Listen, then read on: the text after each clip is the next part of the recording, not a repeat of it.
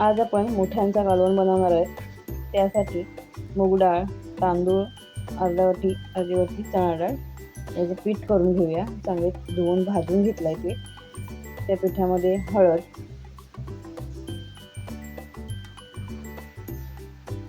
लाल तिखट चवीप्रमाणे टाका.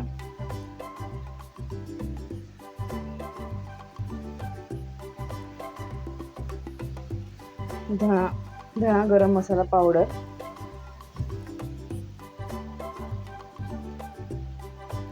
चवीनुसार मीठ टाकलं.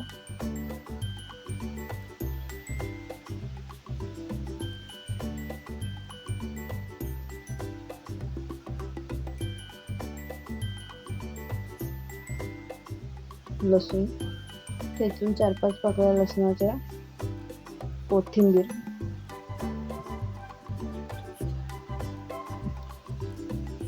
एक कांदा चिरून टाकलाय.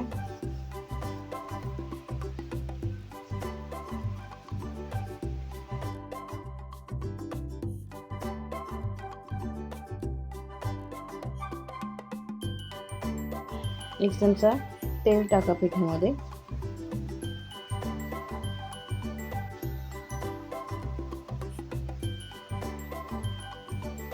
मिक्स करायचं.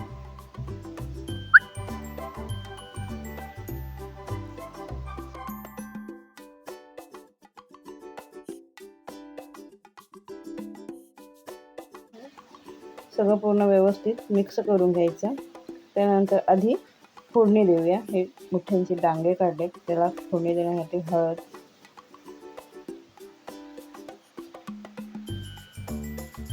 गरम मसाला,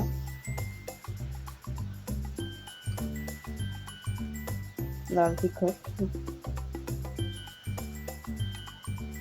हे बघा, ते जे पीठ केलं होतं, हे मुठे आहेत ते मुठे साफ करून घ्यायचं. त्यातलं पाणी थोडं पिठात टाकून बाकीची जी घाण असते ती बेलकडी त्याला म्हणते ते काढून घ्यायचे.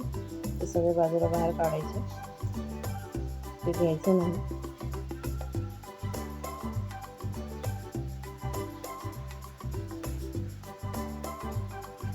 फोडणी करूया. ते टाकलं, लसूण टाका,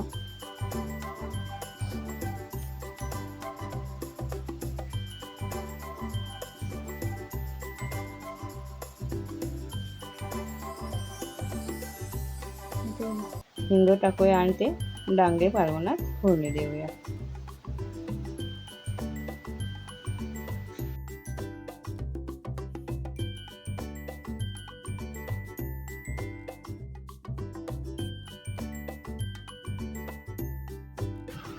हे बघा, आता पिठात थोडं पाणी टाकूया आणि पीठ व्यवस्थित मिक्स करूया. खूप जास्त पाणी टाकू नका, एकदम सैलसर नाही, घट्ट ठेवावं पीठ. आणि या मुठ्यांमध्ये भरून घेऊ. हे बघा, हे छोटे डांगे होते, ते डांगे मी मिक्सरमधून काढलेत. आता ते गाळून घेऊयात आणि तो पूर्ण रस्सा, सगळं पाणी ते कालवणामध्ये टाकूयात.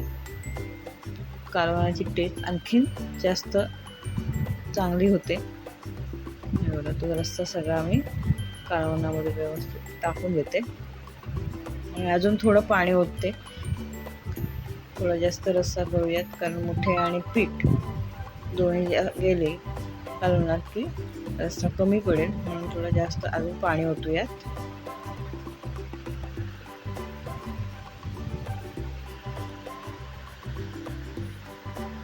बघा, हे छानपैकी मोठे भरून झालेत, बांधलेत, जेणेकरून ते सुटायला नको. रस्स्यामध्ये सुटले तर पीठ सगळं बाहेर आलं तर मग रस्सा जाड होतो आणि मग ते छान नाही लागत.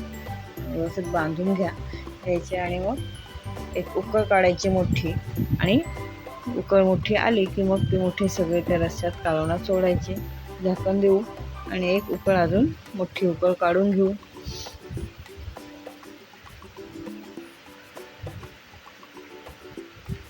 शिल्लक राहिलेल्या पिठाचे गोळे केलेत, ते गोळे सुद्धा आता आपण त्या रश्श्यामध्ये टाकूयात. बघा, छान उकळ आले ना कालवणाला. आता त्या उकळीवरतीच गोळे टाकून देऊया पिठाचे. हे सुद्धा छान लागतात रश्श्यात.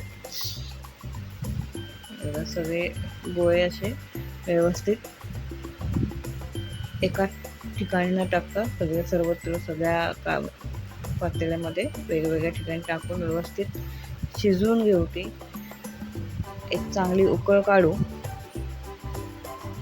आणि मध्ये गॅस थोडा गॅसची फ्लेम थोडी मिडियम ठेवा. खूप फास्ट नका ठेवू गोळे टाकल्यानंतर, नाहीतर जास्त फास्ट गॅसवर ते विरघळून जातात, रश्श्यात सगळे मग सुटतात. त्याच्यामुळे मिडियम फ्लेमवरच शिजवा.